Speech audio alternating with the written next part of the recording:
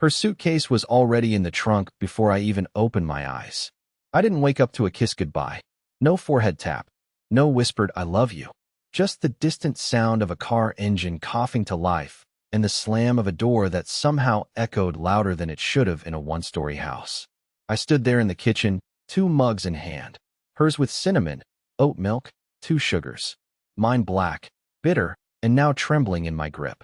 The note she left was taped to the fridge like a grocery list. Heading out for a road trip with Curtis. Just a week. Need space. Don't freak out. No babe. No heart. No decency. And yeah, Curtis. That name hit me like a truck. Not just her ex. The ex. The one she used to swear was a lesson, not a person. The one who cheated on her, ghosted her, and magically became more mature now, after a few therapy reels on Instagram. A week ago, they hadn't spoken in 10 years. Now she was in his passenger seat with a duffel bag and hiking boots I didn't even know she owned. I stood in our kitchen like a ghost in a house I still paid for. She didn't take her wedding ring. I noticed that detail later, when I found it sitting in the little ceramic dish next to the keys, quietly mocking me like it was on some kind of break too. But here's the part that still makes me shake. A few hours after she left, I got a text. "Relax, I'll be back in a week. Try not to spiral, yellow heart." Spiral. That's what she called it when I dared to express a feeling. When I cried after her silent treatments. When I asked her if something was wrong, and she'd roll her eyes like I was asking her to solve a math equation at midnight. But this time, this spiral wasn't mine. Her younger sister Lena showed up that same evening to grab a package. She didn't know Tracy had left. I told her. I showed her the note. Her mouth just dropped open. Wait, with Curtis? That's who she went with. I nodded. Are you kidding me? He's the guy who tried to flirt with me at her graduation. That guy's still a walking red flag. She didn't leave right away. Said she didn't want me to be alone that night. We sat on the couch, ordered takeout, watched a show we barely paid attention to. And somewhere between the spring rolls and the silence, I broke down. Ugly. Sobbing. I couldn't hold it. And Lena? She didn't flinch. She just put her hand on mine and said, "You didn't deserve this. You're not the crazy one here." She stayed over. Not for that, no. Not yet. But she was the first person in months who made me feel like I wasn't some oversized burden with a mortgage. The next morning, I got another message from Tracy. This one had a picture attached. A blurry trailhead. Her legs dangling over a rock ledge. Curtis's boot just barely visible in the corner. And then, "Miss me yet? Winking face, don't be dramatic. I'll be home before you know it." So I did the only thing I could think to do. I leaned into Lena, wrapped my arm around her, and took a photo. She didn't ask questions. She didn't stop me. She just let it happen. Then I sent the selfie back. And with it, one line. "Relax. No one's waiting for you. You're already replaced." No one warned me how quiet a phone gets when you break the one person who thought they held all the power. But trust me, hers exploded. My phone buzzed like it was on fire. 5 missed calls. Then 8. Then 12. I didn't pick up. Not once. If she wanted me to relax, she could sit in silence while I gave her exactly what she asked for. And just to be clear, I wasn't doing this to get even. This wasn't revenge. This was me finally waking up. Finally realizing that love, when unreciprocated, just turns into slow self-destruction. And I was tired of bleeding quietly. Her first voicemail was casual. "Raymond, seriously? That was a joke. Why are you being weird?" By voicemail number 4, the tone had changed. "Who was that in the picture? Is that my sister? What the hell are you trying to pull?" And by voicemail #9, she was crying. "Please don't do anything stupid. Call me back. Please." Funny. That's exactly what I whispered into the air when she left. Now she was the one alone in the echo chamber. But here's where it stopped being about feelings and started becoming about truth. The next day, Lena came over again, this time with something in her hand. An envelope. "I think you need to see this," she said, dropping it onto my lap like it was a live grenade. Inside, a printed screenshot of messages. Tracy and Curtis. Weeks before the trip. Talking about me. "Raymond will just mope and cry. He always does. Don't worry. He won't even ask questions. He's so predictable. It's like babysitting sometimes." My ears burned. I felt something inside me unravel. These weren't just lies. They were insults carved with surgical cruelty. She planned the whole trip. She didn't need space. She needed a scapegoat. I asked Lena where she got the messages. She hesitated, then admitted. Curtis sent them to me last night. After your photo. Let that sink in. Her ex, the guy she left me for, sent screenshots to her sister to sabotage her. Apparently, he didn't like the idea that she still had a husband back home and a sister who might be willing to forgive that husband. My brain couldn't keep up. I felt like I was living someone else's twisted reality TV episode. But it wasn't over. Because at 2:04 a.m., my doorbell rang. Repeatedly. When I checked the camera, it was her. Tracy. In sweats. No makeup. Hair tied up. The same relaxed energy she once used now smeared all over her face as panic. I didn't open the door. Instead, I pressed the intercom button and asked, "Back from the hike already?" She froze, looked directly into the lens. And for the first time in years, she didn't have anything clever to say. She just whispered, "I messed up. Can we talk?" I replied, calm as ever, "Sorry. I'm already hiking in a better direction." I watched her stand there, completely still, as if waiting for a door that was never going to open again. And behind me, Lena? She didn't say a word. She just picked up Tracy's untouched coffee cup from 2 days ago and poured it down the drain.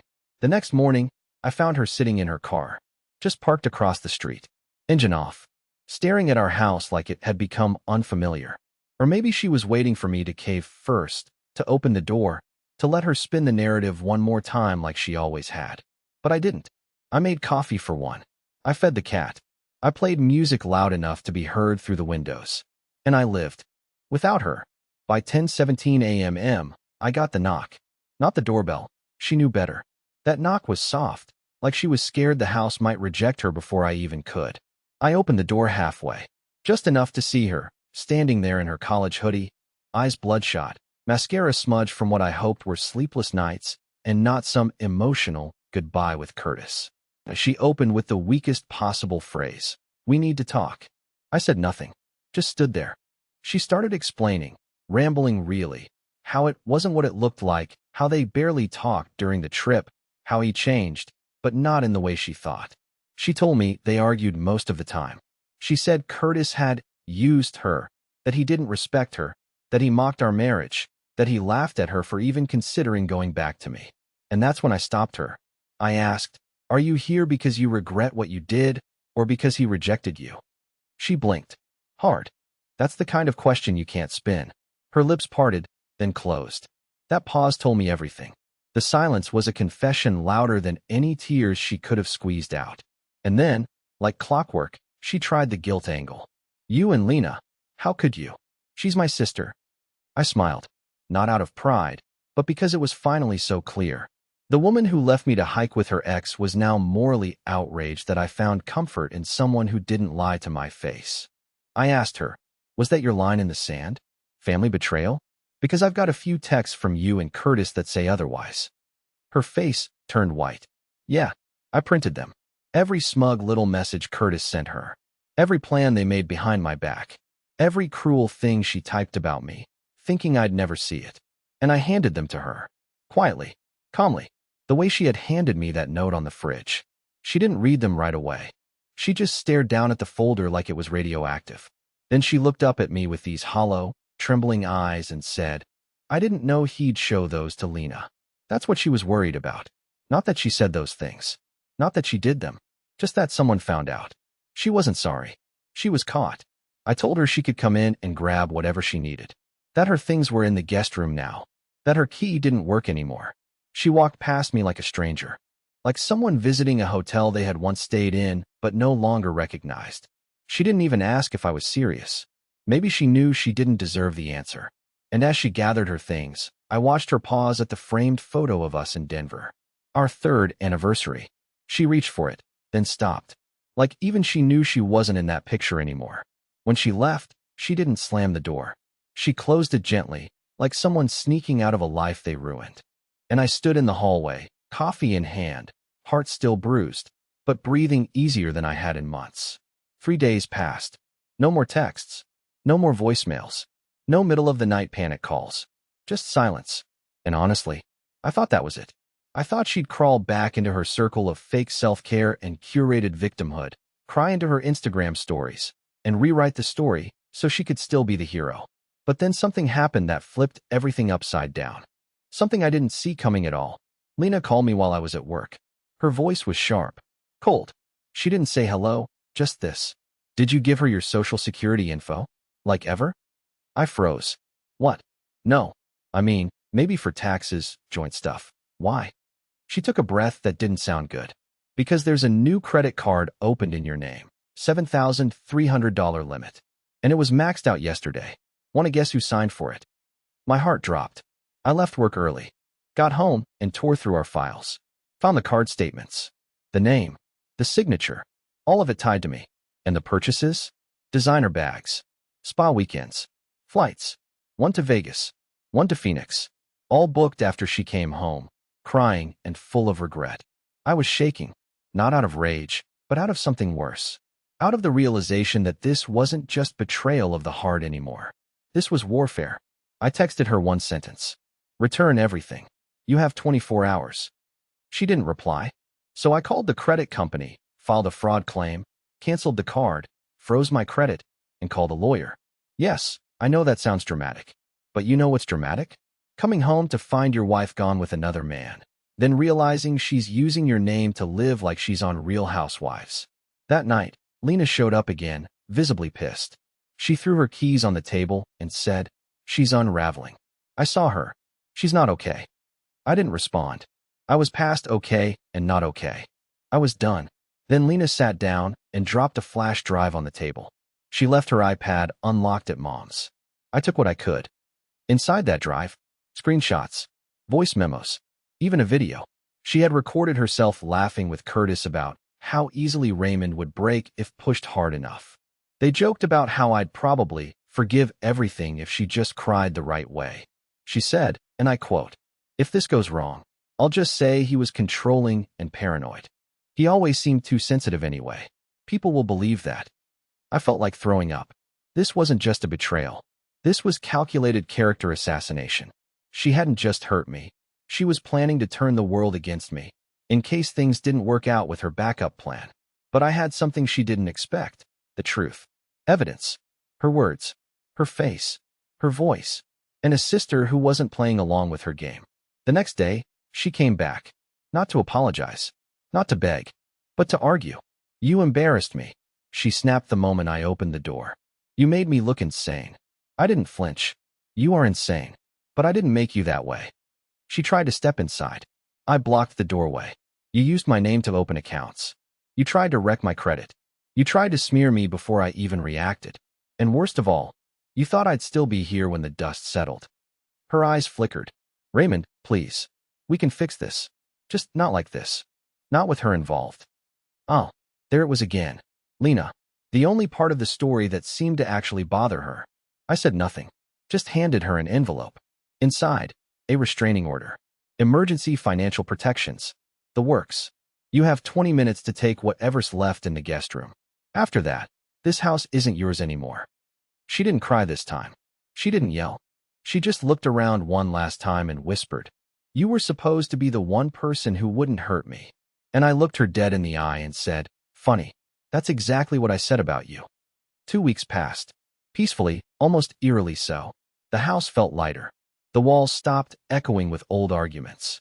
I slept through the night without checking my phone, waiting for another storm of texts or calls. Lena stayed over more often now. Not in a messy rebound kind of way, but in a real way.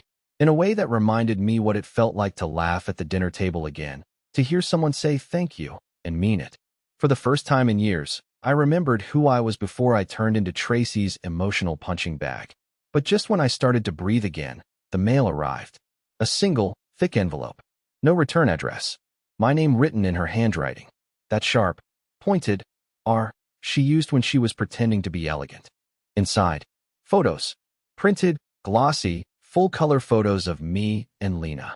At home, cooking, laughing on the couch. One of us slow dancing barefoot in the living room. Even one of us kissing under the porch light. The photos weren't taken by us. Someone had been watching the house, taking pictures, following us. And suddenly, I felt it. That sick, crawling feeling in my spine. She wasn't done. There was a note, too. Typed. No name. Interesting choices, Raymond. Hope your neighbors don't think it's weird you moved on so fast with her. See you in court. Court? For what? I didn't know whether to laugh or scream. Instead, I called my lawyer. We met the next day. I showed him everything. Photos, texts, the screenshots Lena had saved, the credit fraud. His face went pale. She's trying to build a case, he said. Alienation of affection. Maybe even emotional distress. It's weak, but if she pushes it far enough, she could drag you through the mud before it falls apart. I couldn't believe it. She left. She cheated. She stole. And now I was the villain? My lawyer leaned forward, almost amused. But here's the thing. She's reckless. The more she pushes, the more mistakes she'll make. And when she does, we'll be ready. Still, I couldn't shake the feeling that I was being watched. That her eyes were everywhere. I installed cameras. Changed my routines. Double-locked the doors. I even checked the bushes when I took out the trash. That's how paranoid she'd made me. Tracy hadn't just damaged the relationship. She'd weaponized the silence afterward. And then it escalated. Lena was driving to my place when someone slashed her tires. Broad daylight. No security cam footage. No witnesses. But a note was left under her windshield wiper. Homewreckers don't get happy endings. No signature. No fingerprints. Just venom on paper. That was the final straw. I filed for a protective order. Not just against Tracy, but against Curtis too. We submitted everything to the police. Photos, texts, notes, audio files. Everything that showed this wasn't heartbreak. It was harassment. Calculated, dangerous, escalating harassment. Lena was shaken. She kept blaming herself, saying she should have stayed out of it, that she should have seen this coming. But I told her the truth. She saved me. If she hadn't been there the night Tracy left, I might have let her back in. I might have believed the tears, the fake apologies, the manipulation. I was weak. Lena was the one who saw it before I did. And yet, even after all this, I couldn't help but wonder, what was Tracy's endgame? Why keep pushing? What was she hoping to win? Then, one night, I got the answer. A text. From an unknown number. Just 3 words. You'll regret her. No name. No context. But the next message? That one chilled me. Check your work email. I opened the email on instinct. No subject line.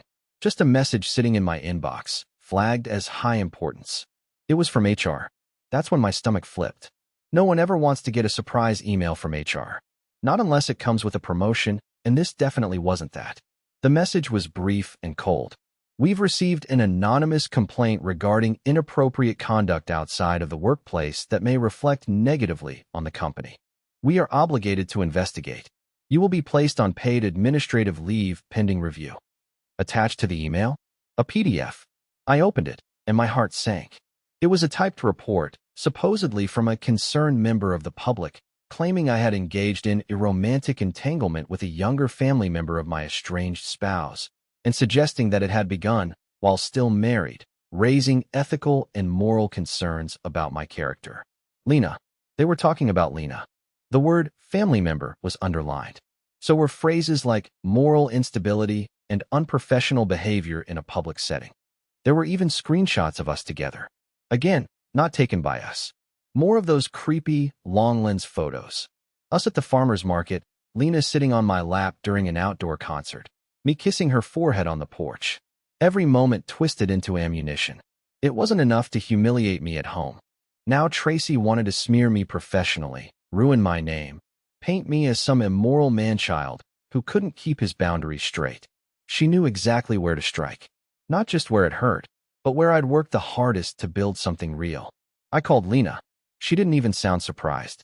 She's unraveling, she said quietly. This is desperation. But I wasn't going to sit and wait this time. I gathered every bit of documentation we had. Every photo, every recording, every message, every receipt. I went to HR before they even called me in. I laid it all out. I didn't hold anything back. I told them about the breakup, the abandonment, the credit card fraud, the restraining order. I showed them the threatening notes. The fact that Tracy had broken into my work life now, using fake names and anonymous complaints. To their credit, they listened. They weren't warm about it, but they were professionals. They said they'd expedite the review and keep everything confidential until then. But the damage was done. Whispers started. Colleagues looked at me differently. Even the ones who liked me kept their distance. In 1 week, Tracy had turned my entire workplace into a courtroom, and I was on trial without a voice. That weekend, Lena and I went off the grid. We packed up and drove 4 hours to a cabin her aunt owned in the mountains. No service, no Wi-Fi, just trees, snow, and silence. The second night there, it snowed hard. We made a fire. She fell asleep on the couch next to me.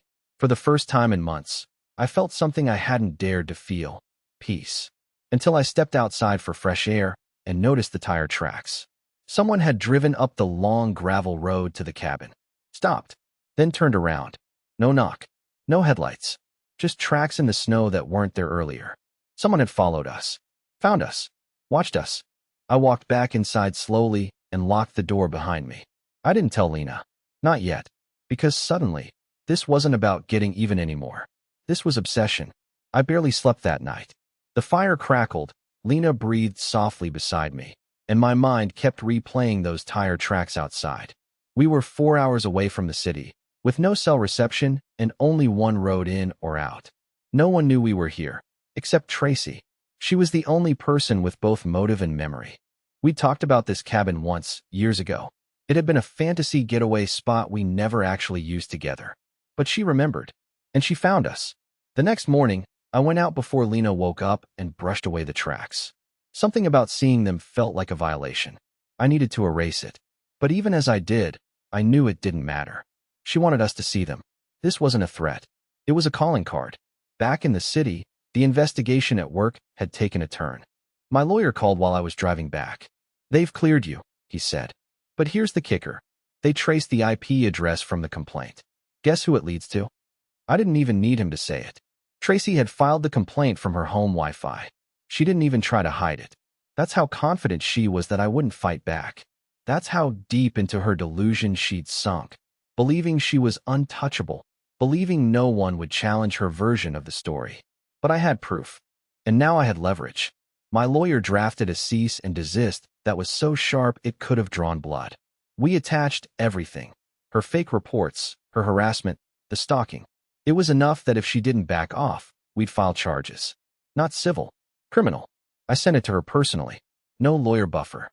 No email. I printed it, drove to her apartment, and slid it under the door.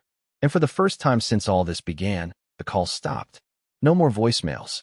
No late-night threats. Nothing. But it wasn't over. Not yet. Because 2 days later, I got a letter in the mail. No envelope. Just folded paper. Typed again. But this one wasn't a threat. It was something far more deranged. "You were never supposed to matter this much. I wanted something simple. You complicated everything. You made me feel guilty when I should have felt free. You made Lena choose sides, and now she's ruined too. You think you've won. But you'll always be the man who cried to her. I'll always remember your face when I walked out. That look. That pathetic look. You'll never unlive that moment." No signature. No name. Just venom. I sat with it for hours. Not angry. Not even hurt. Just stunned. Tracy wasn't trying to get me back. She didn't want love. She didn't even want revenge. She wanted identity. Power. The ability to define me, even after she was gone. But she couldn't. Because I finally understood something that took me years to grasp. Her cruelty wasn't personal. It wasn't even unique. She broke things because she was broken, and I had let that brokenness seep into everything I touched. Not anymore. I burned the letter in the sink. Then I turned to Lena and asked, "You still up for that trip?" She smiled, knowing what I meant. It wasn't about escape. It was about starting again, on our terms. Because the only thing stronger than what Tracy took was what we chose to rebuild without her. We left the city 2 weeks later. Not in a dramatic, run away and vanish kind of way. We packed our things slowly, deliberately, donated what we didn't need, said goodbye to places that held more tension than joy. And when we drove away, no rearview mirror glances, no second thoughts. It finally felt like something ended right for once. I transferred to a satellite office out of state. Smaller team, less noise, more peace. My name had been cleared, but I didn't want to keep walking through hallways where whispers used to live. And Lena? She started her own wellness studio. Nothing flashy, just a quiet space where people could come and breathe. Her first client cried after their first session and hugged her like she'd saved their life. We didn't talk about Tracy much anymore. But some nights, the ghost showed up anyway. One time, I caught Lena staring at her phone, eyes narrowed. She admitted Tracy had texted her again, a single message that said, "You're just a phase. He'll come back." Lena didn't reply. She just blocked the number and looked at me calmly. "Even if that were true," she said, "you're still the best phase I've ever had." But the truth is, I wasn't going back. Not ever. Because I'd finally realized what I was to Tracy, a mirror. Someone who reflected back everything she hated about herself. She could control me, manipulate me, even humiliate me, but she couldn't make me become her. And that's what she really wanted. Someone as empty, as cruel, as bitter. Instead, I healed. Lena and I spent that spring building a garden behind our new place. Tomatoes, basil, lavender. We joked that for every lie Tracy ever told, we'd plant something that smelled better than she ever did. By summer, the backyard was full of life, full of laughter, full of truth. One morning, Lena found an old Polaroid tucked in a book. It was from the early days, me and Tracy at some fall festival, fake smiles, hollow eyes even back then. She handed it to me, wordlessly. I held it for a second, then dropped it in the compost bin. Lena laughed. "Now that's poetic." And it was. Because what Tracy tried to ruin didn't just survive, it grew. If you're watching this, or reading this, or just silently sitting with your own version of what I went through, hear this. Sometimes the most painful endings are just disguised beginnings. Sometimes the people who break you are the reason you finally start becoming someone worth protecting. I used to be the guy who cried quietly when the door closed.